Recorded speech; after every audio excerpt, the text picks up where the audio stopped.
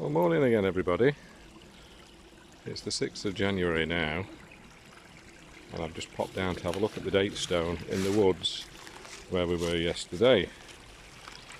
Oh, straight into the mud.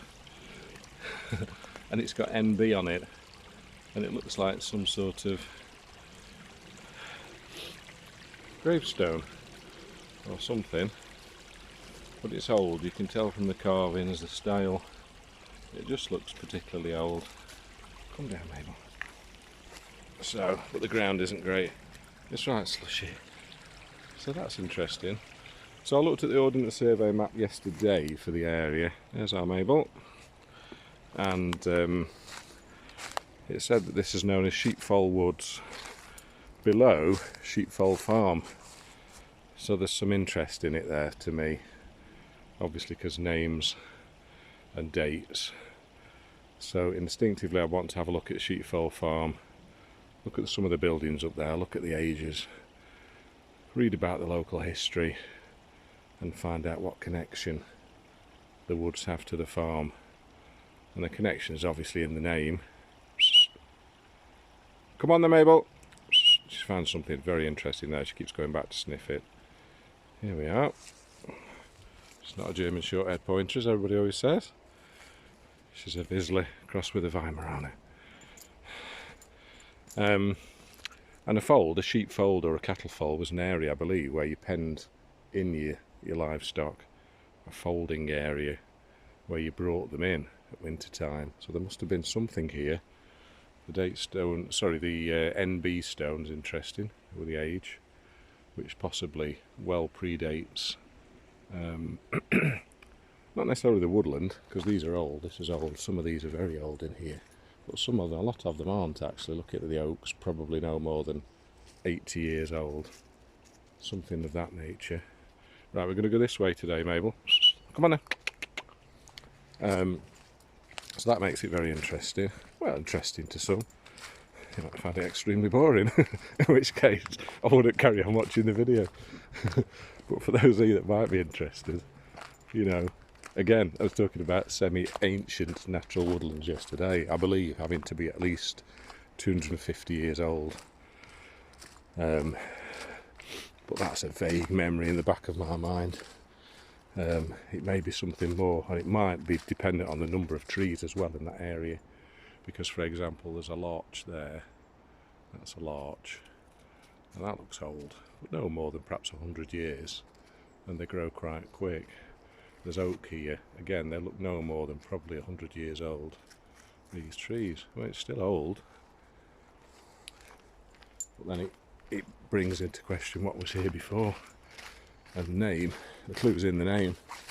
You know, is it an area for folding sheep below the moorland? Because we're on a hillside here in the Pennine Hills of Yorkshire.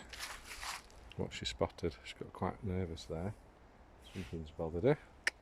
Come on now. Smell, sights and sounds. Yeah, so we're on that, we're on quite a steep hillside here. Pennines can be very, very steep.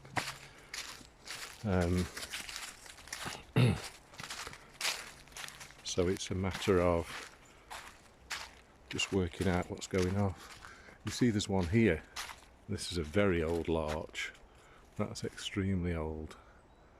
To me, you know, you could span your arms around that 1.5 times. That's the biggest larch I've seen yet in the wood, but there's a few in this area. And they've not been cut down for timber, which suggests they're just naturally occurring here. They've just grown here and been left. So whether the land is owned by the farm, which you'd like to think it was, and they've just inherited it and they're just leaving it, they'll have shooting rights, mineral rights on the land if anything comes up. But nowadays you can't just march into a wood and chop everything down, thankfully, I would say. Well, this is interesting here. I've not been here before. There's some sort of little den and sanctuary that somebody's made up. They've dressed it up for Christmas. Oh, that's really cute. There's all sorts. There's baubles on the tree. There's things for the birds.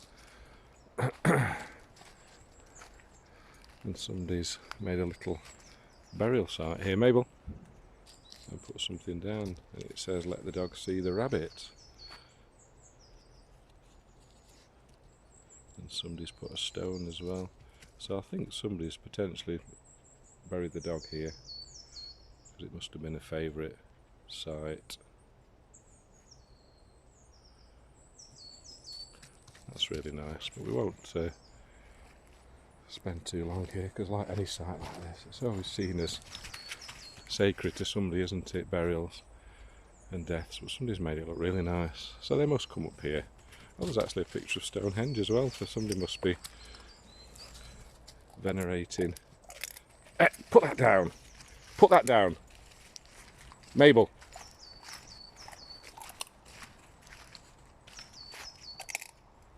So she's picked up one of the baubles. Come here. Come here. Good girl. Very good girl. Leave it. Leave it. Leave it alone. Leave it alone. Come on. Come on. Now she's realised that that wasn't something that she should be eating. And that is that one of the problems, as they get something in the mouth. So we're off and gone. We'll leave that site alone. Yeah, somebody put a picture of Stonehenge. They've obviously got some beliefs about the old gods and whatever your views on life. It's certainly a mystery. It certainly is a mystery. And of course there's loads of belief systems out there. So we've got a beach here. You can tell from all the red leaves on the floor around it. And that's old. The span. So it's probably, again, getting up for 200 years, 180, something like that. It's gnarled, it's twisted, it's tall. Surrounded by these Scotch pines and larch. It's fantastic. And of course with big beaks like that, they take up an awful lot of space in the canopy, and of course on the floor as well. What are you doing, Mabel? Chewing again. Come on then. So this is the lower walk, so through the central part of the woods. We're walking up, and down to the right is the huge factory. You can only just see it through the sunlight, which supposedly they make trailers, etc., their horse boxes, that sort of thing, and it's massive. It's very quiet. It's great. So all the industry's going off inside, and you've got this beautiful woodland surrounded around it. And Sheffield being famous for its steel industry, it must be providing a good few jobs for people, so we've got to be pleased, haven't we? Because the local steel industry has just failed for years and years. Financial issues in Stocksbridge during the pandemic mean that our local steel industry is precariously balanced between failure and supplying specialist industries like the aerospace industry, and whether that will continue, who knows. So we've come on to another of these high ditched walks. Oh no, sorry, we came down from there yesterday, so I thought I recognised it. This is the same part of the walk as yesterday. So we're going to carry on through. We've seen this lovely dappled sunlight through there. And one of the things, obviously once you get into walking and the outdoors, you can explore all sorts of aspects of nature, whatever takes your fancy, and it's never ending. Never ending. You teach your children it, they can teach you things, other people can teach you things. It's all part of that interconnectedness with us and the natural world. So finding something that might be possible and edible to eat, that's the aspect to doing what I have done today and talking about the name of an area, the age of a woodland, local names of farms, all those sorts of interesting facts keep the brain interested in life and ticking over and forever in wonderment about what's around us, and curiosity, which we know is great for the brain. It's really good. You can call it a hobby, you can call it what you like, doesn't really matter what you call it.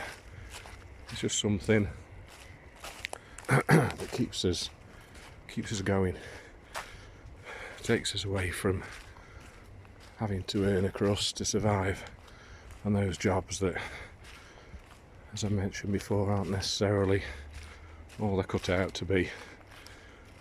So this is probably where we should be, and take us back over 1,000 years ago, and this is where we would have been. So I'm going to spin the camera around today. Oh, can I? I'll have it that way. But I think for the purposes of the video, I'm going to keep it. I'm going to keep it this way.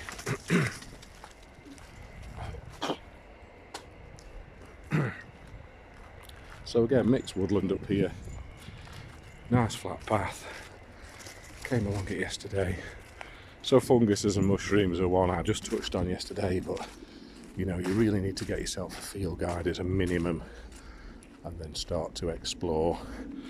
Because I've grown up in a countryside area, we spent our youth doing all sorts of mischievous things, including going into farmers' fields, which we were regularly chased out of by some old bow-legged farmers, which could never catch us. They were just trying to scare us, but we shouldn't have been in the fields by law, and that still remains to this day, unless there's a footpath. But we were there for the bounty in autumn of field mushrooms and button mushrooms or horse mushrooms, which nobody thought about then to tell us might be poisonous, and they weren't, and we used to just revel in them and eat them, fry them up, and just love them.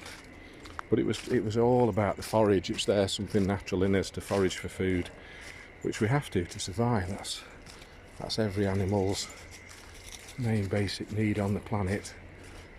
Every living species needs something to keep it sustained and going, and that's what we did as a fun childhood activity. And just nicking them. They weren't actually ours, they were owned by the landowner, but we weren't bothered, were we? One thing we shouldn't have done is scrambled over dry stone walls. We had no real knowledge of the time and effort it went into dry stone wall building, and I remember distinctly knocking a few down, or knocking stones off the tops, possibly picking them up and replacing them. Certainly didn't knock down whole swathes of walls, didn't do anything that silly, but we just didn't have that respect and knowledge for the work and time that goes into it. But you don't as kids, do you?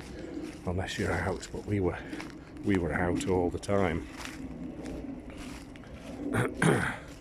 So you learnt an awful lot on the hoof. So we're popping on down. Mabe's there, still just loving it.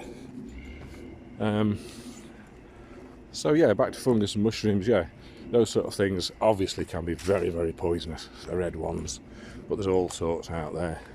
So you really need to do as much research as you can before you start going anywhere near them.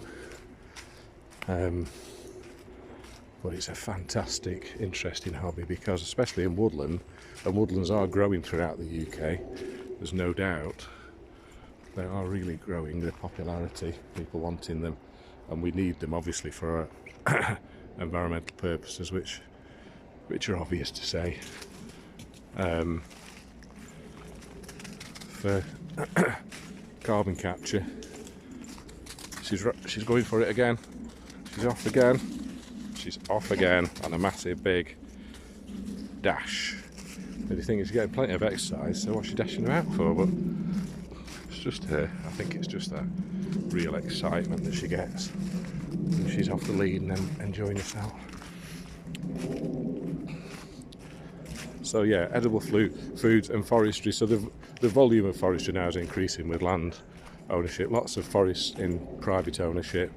Lots of people wanting to keep them for woodland, for amenity value, their own use, camping, and just generally getting away from it all, away from the cities. But obviously these are people with money, and I've been looking at the price of woodland for years and land, and in the UK it's beyond the stretch of most of us. Let's be honest, the average income earner just about managed to get some sort of house to live in, let alone land. So your garden becomes, if you're lucky to have one, becomes the basis of your close connection with nature. But actually owning any sort of form of land, even renting of it, can be extremely expensive. I've had quite a bit of experience, including bidding unsuccessfully on a number of plots of land and forestry over the years, in Scotland where I used to live, and down here in England. So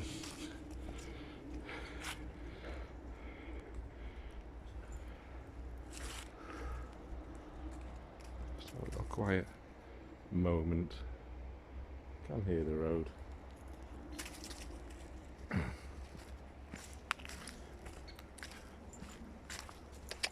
Go on.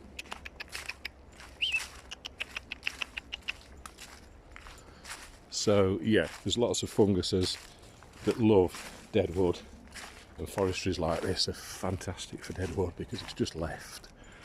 I'm going to just change my angle on the camera slightly because my fingers are nippy again. As you can see, it's covered in a layer of frost overnight, and probably from yesterday.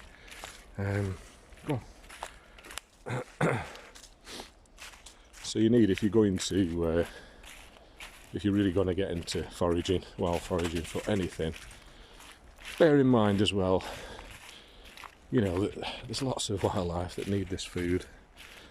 There really is. So be very respectful of where you take it from if you're going to have it.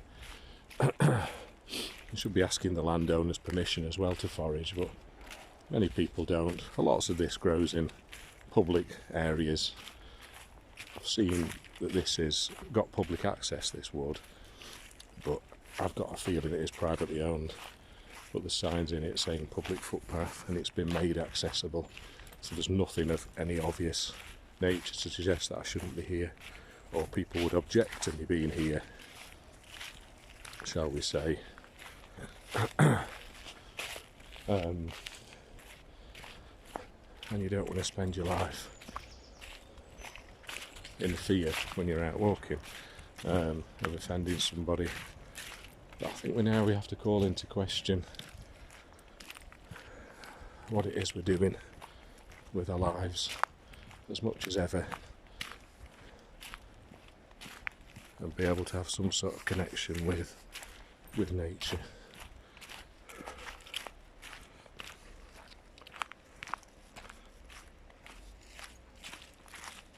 So coming down to the section from yesterday where the steps are, I don't want to walk down that way particularly because it looks like an old track, as does this, much more than what I've just come down. And it drops down behind the building.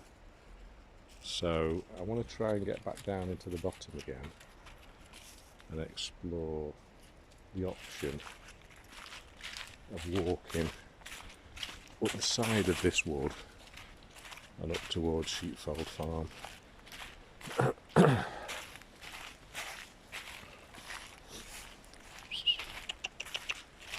So again, this is that raised area we looked at yesterday with the what looks to be some sort of landslip in the middle of it, made by the water runoff, I'm sure. And I would like to be able to go through it really. I change direction, I just give her a little whistle so she knows what's going on. Let's go and have a look. Just be careful. Mabel, just be careful. Mabel. And that's why I was telling her to be careful, because it's just slipped away completely. And there's lots of trees falling down over there. So it doesn't necessarily look like it's easy to get through and round. But I did want to try and explore this part today. So let's have a little wander. I've just spent the last few seconds looking around And we're going to go down here and see what we can see. Is it safe to jump over? Ooh, it's interesting. Will Mabel have the confidence to come over for 6 months? And then what's at the other end? Are we going for it? I like a risk, let's go for it. We're over. Come on. Is she gonna come? Yeah, she's leapt it. She's leapt it. Now, I noticed that things with dogs and with humans generally, your blood's flowing, you're up, you're excited, you're much more likely to be courageous and have a little pop and a go at things without too much thought. Just enough thought to get you by. So this is very boggy in the bottom. Oh, I see where it takes us.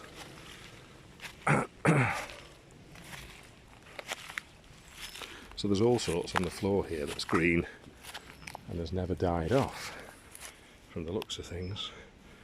So that must be some sort of evergreen plant. If that's edible, then that will be very, very interesting to forage. And when you start looking at green plants, nettles in particular, and see the benefits of that free food in nature that we just don't use, then we're buying it in bags. Yeah, from well-meaning people, obviously. I'm sure it's saying that's not going to stop happening, but we've got that around us. And nettles are wonderful, so that's one thing this year I've told myself I'm going to explore a bit more. Now this path is starting to open up. To me it looks more like an old route for water than an actual well-trodden path, but I'm cutting through it anyway regardless.